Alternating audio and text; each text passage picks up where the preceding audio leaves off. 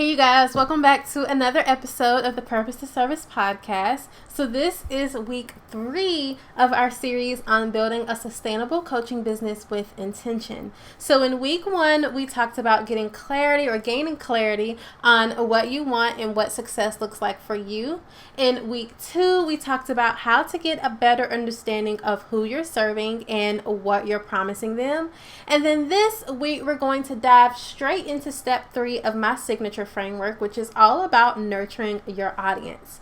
So there are a few specific reasons why I would say that most launches fail. Some people launch and never actually tell their audience that they have launched. Some people might quit their launch about halfway or, really just go into their launch feeling very unprepared, so they don't make it all the way through. And we could talk about, the marketing channels you're using and the timing of your launch. We can talk about all of that and why it may have resulted in results that were less favorable. But I would say that 9 times out of 10, and this is like a hill that I'm willing to die on, your launch failed because you failed to nurture your audience ahead of time. So I'm sure I have said this 1,000 times before on this podcast, but you are not Beyonce. Beyonce can drop an album out of thin air with absolutely no warning, and it will literally break the internet. We've seen it done before. And while I think you are amazing, while I think you are wonderful, and you have so much knowledge in that head of yours, you don't have Beyonce power. At least not yet. So when a lot of coaches and online experts think about launching, by the way, yes, you can launch a service offer. They plan for the time period that their cart is open or when they are accepting new clients. So typically that 7 to 14 day window or however long their actual launch period is. So yes, that is an important time because that's when you're actively selling and that's when you're actively trying to get people into your program. But what happens before the launch is just as important. So the 6 to 8 weeks before your offer goes live is crucial because during that time you should not only be building your wait list, but you should be nurturing your clients so that when it's time to launch, they are already super aware of your offer and are ready to buy. So a lot of people are like, I'm only focused on, my little launch period. Doors open on Monday, it'll be done on Friday. I'll talk about it then. But no, that 6 to 8 weeks, and sometimes even more than that, I feel like 2 to 3, maybe even 4 months is a great runway space for you to start talking about your offer. That's when the pre-launch strategy should be kicking into full force, and when you should really be focused and dialed in on nurturing your audience so that when you do get to that launch window, you are not just talking to crickets. You already have people who are excited. You already have people who are on your wait list who are ready to buy, and it should be kind of like smooth sailing once you actually get to that launch window. So this week, I wanted to talk about how to actually use that time to nurture your audience so that, again, when your launch actually is happening, when your launch actually goes live, these people are ready and willing to buy. So again, this is something that we talk about in step 3 of my signature framework inside of the Purpose to Service Academy. So I give you all of the content ideas, I give you the templates, everything that you need to properly nurture your audience. So again, so that you are not stumbling trying to gain an audience and gain interest once your door is open. So let's dig into the different ways that you can nurture your audience before you even get to your launch period.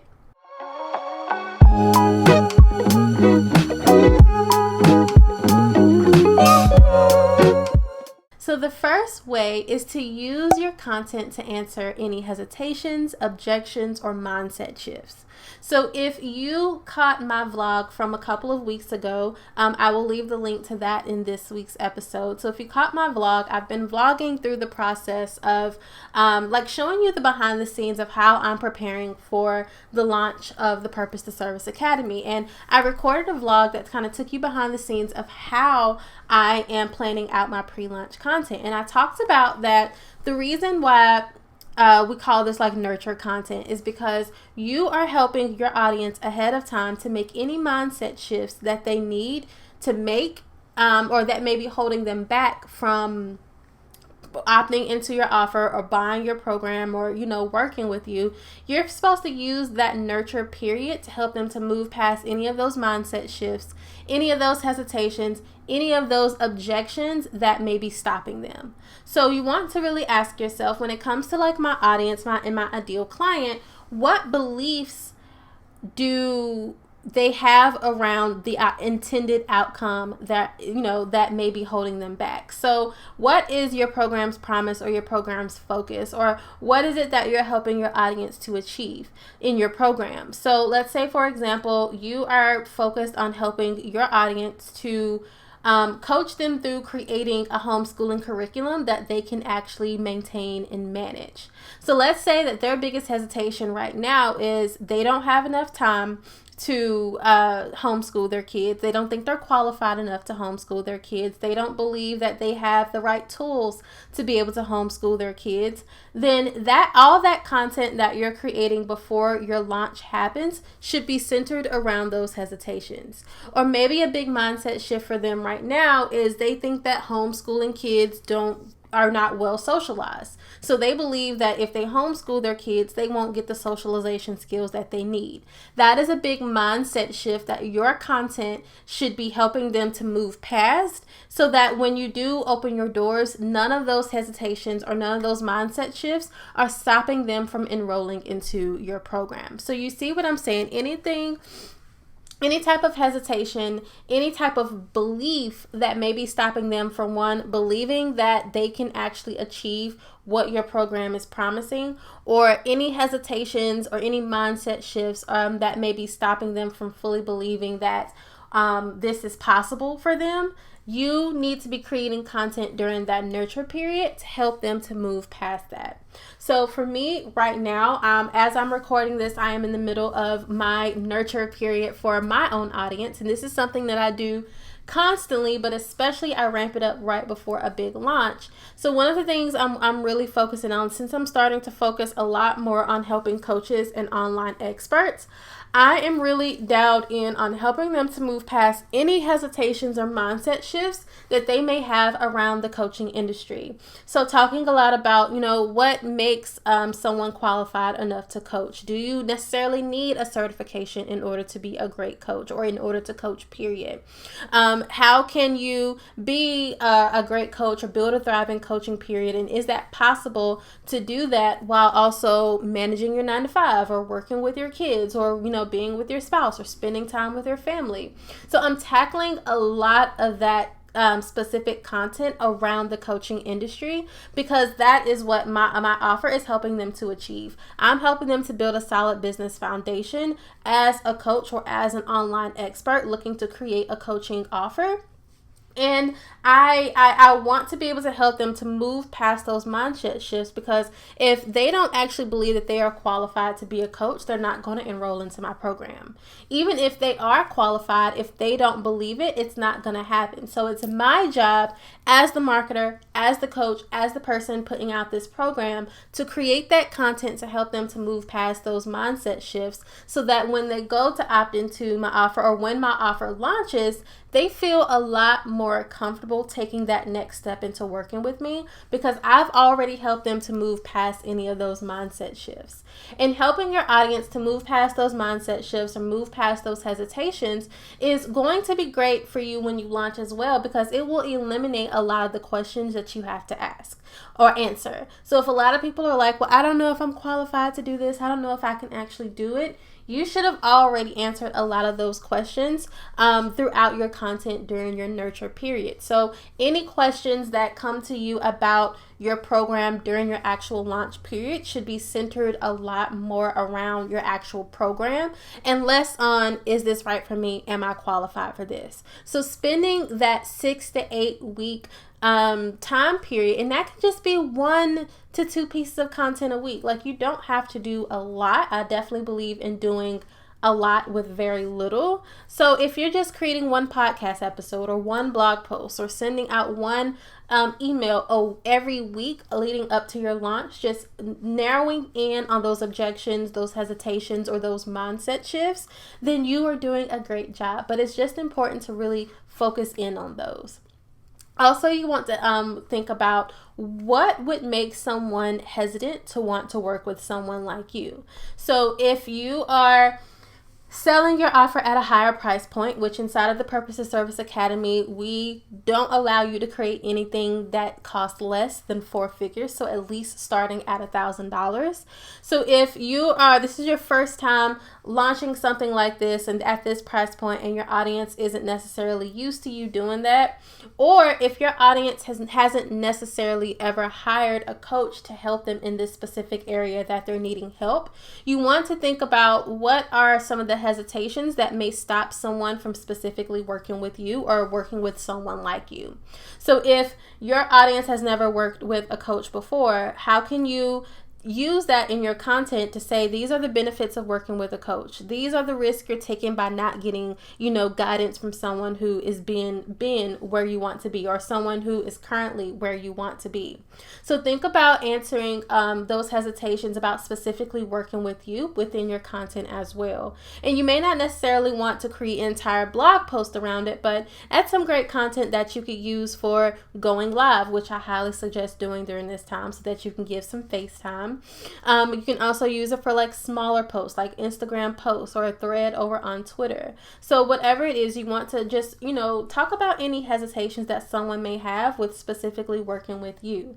So I know for me, and this is kind of working on like both sides of me debunking a lot of myths in the coaching industry, and also showing my clients why they should not be hesitant to work with someone like me, is talking a lot about, a lot of the things that I don't like that is currently happening in the coaching industry, and a lot of things that have changed recently in the coaching industry, and just talking about how I believe differently, how I don't necessarily believe that 6 figures or 7 figures has to be your end goal if that's not what you want. I've been talking a lot about how I don't believe that in order for me to be a good coach or a great coach, that I have to talk down on my clients or use that tough love, quote unquote, on my clients in order to be a great coach. So I've just been talking about, being very honest and truthful about a lot of the things in my own industry that I don't like, and, my kind of thought process around it and how I'm different. So I'm using that type of content to really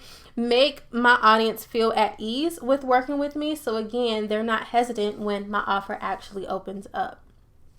The next thing you want to ask yourself is, what are the myths that are specific to your industry? So if you are, again, going back to that homeschooling example, what are the myths that a lot of parents have around homeschooling their kids? Like, talk about those myths in your content during that nurture, time period.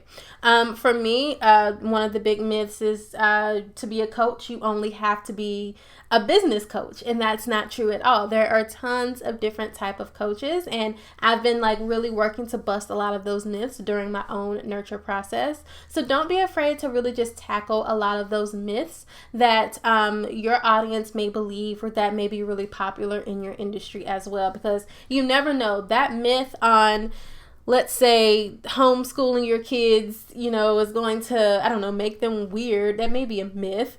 Being able to, help them to debunk that myth on their own could be the reason why they enroll into your program or not enroll into your program. So definitely use this nurture time period, again, that 6 to 8 weeks, to talk about any hesitations, any objections, or any mindset shifts that your audience may be experiencing before, your cart actually opens.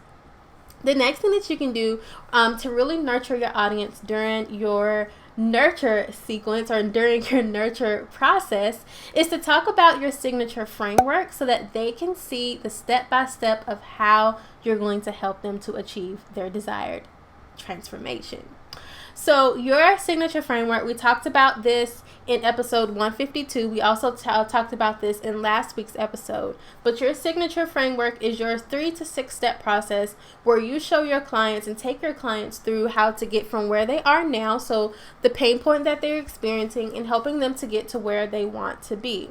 So the great thing about this framework, not just because it helps you to develop your offer, not just because it helps you to create content, not just because it helps you to build your brand around, but also because it physically shows your clients how you're going to help them to achieve their desired transformation, how you're going to help them to really deliver what your offer is promising. So one of the big hesitations a lot of people have about working with coaches is, I don't know if I pay my money, if I will actually see real results. Now, on one hand, your client's results is up to them, and it's up to the work that they do and the time they put into your program. But for them, being able to see these steps in your framework mapped out step by step, being able to see that gives them a visual idea of how they're going to progress through your program. It's going to show them the exact steps they're going to take to help them achieve their end result or their desired result. And I fully believe that as a client, or as someone who is already maybe a little bit hesitant about spending the money, who may have worked with coaches in the past and didn't get the results that they desired, I fully believe that clearly showing your framework is a great way to make your clients comfortable, and showing them like, hey, you're not just going to come into my program and BS the entire time you're here. You know, these are the actual things you're going to be doing. These are the steps you're actually going to take to help you to get from where you are now to where you want to be. And when I say visually putting that out there, this is one of the big reasons why I'm really big on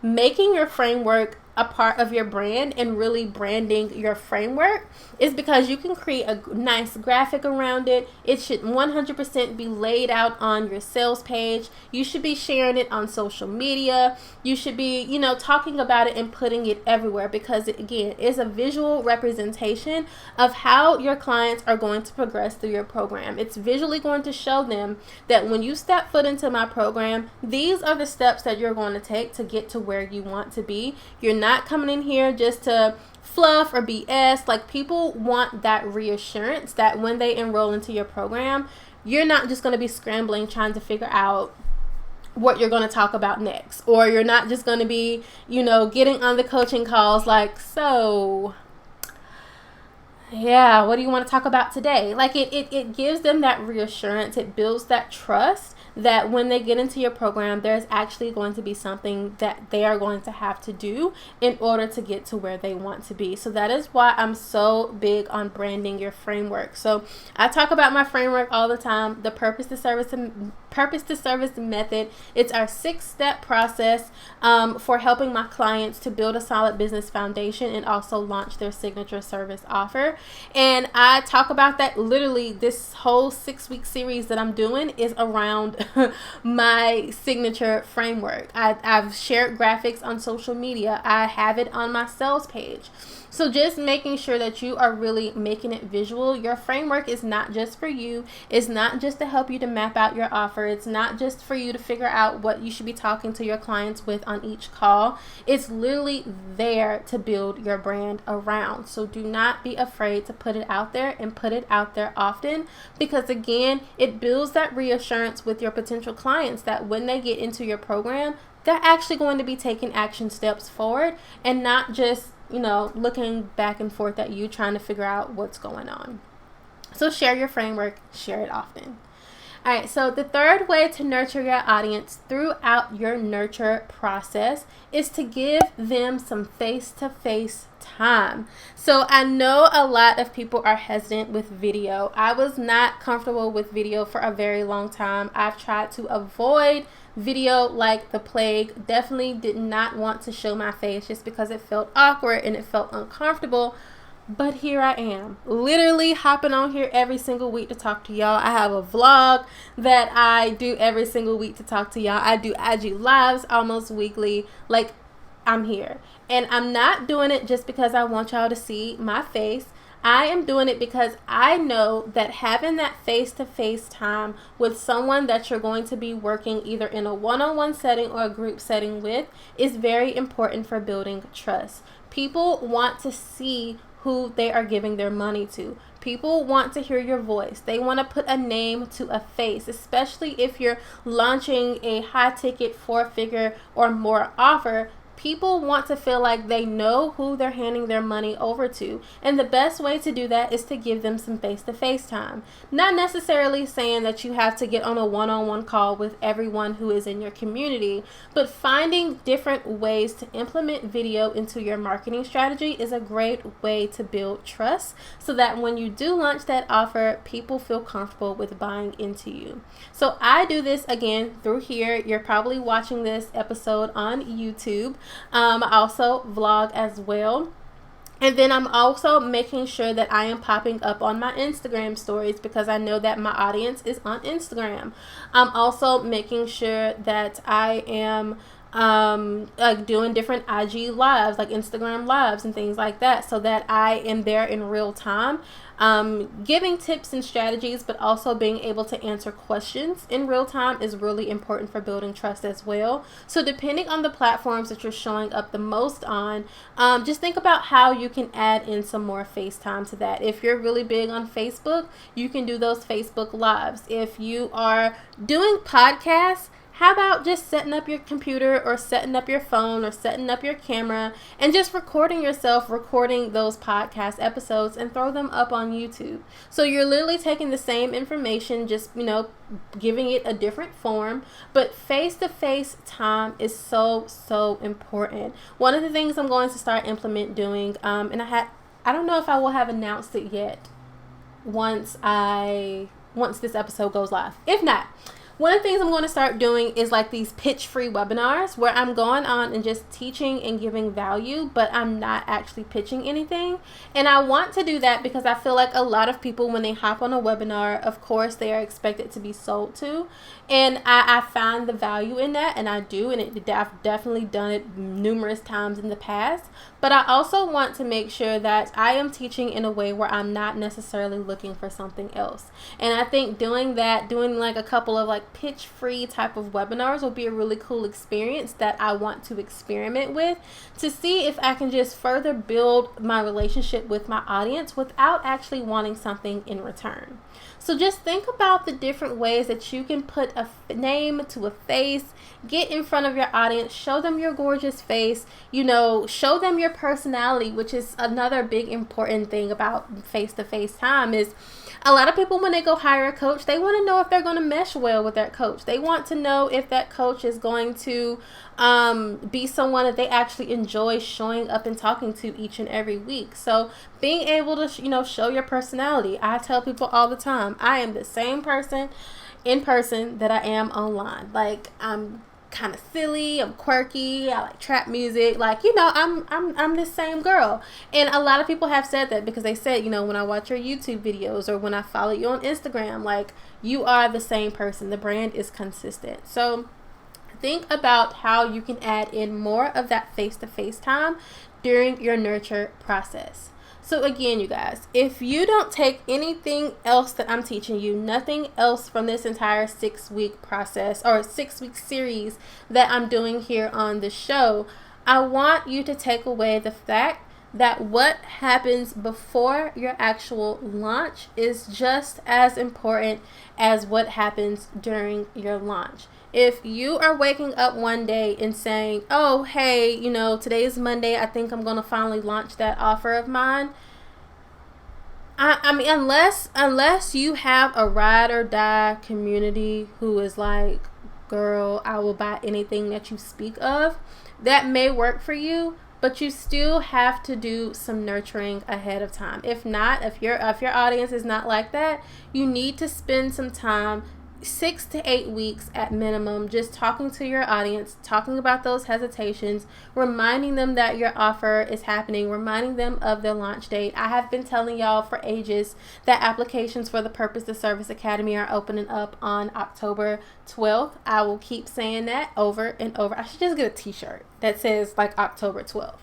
So I'm going to keep saying it. I'm going to keep pushing that because it is what happens before the launch is so, so important. So I want you to just think about these tips. So how can you create your content around any of the hesitations or the mindset shifts or objections your audience may be experiencing?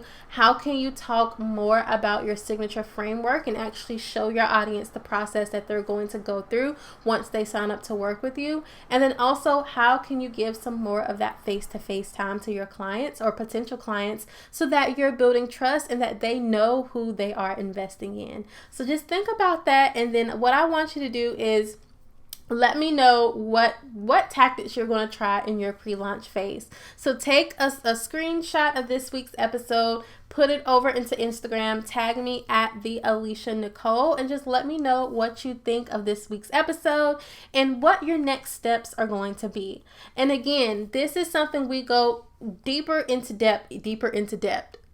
We go in depth with inside of the Purpose to Service Academy. Nurturing is step 3 in our signature framework inside of the program. And this is where we talk about how to nurture your audience. We map out your launch calendar to make sure that you're getting enough time to actually nurture your audience before you launch. And then this is also where I'm giving you those content ideas that you can build on to really begin nurturing your clients throughout this 6 to 8 week process. So you guys, applications open up on October 12th. Don't forget, you still have time to get on the wait list. All you have to do is head over to aliciarobertson.com/waitlist. And of course, you can find that in the notes or a description for this week's episode as well. And trust me, you want to be on the wait list. All right, you guys, thank you so much for hanging out with me this week. I will see you next week for part 4 of our 6-week series on building a sustainable coaching business with intention. Bye, you guys.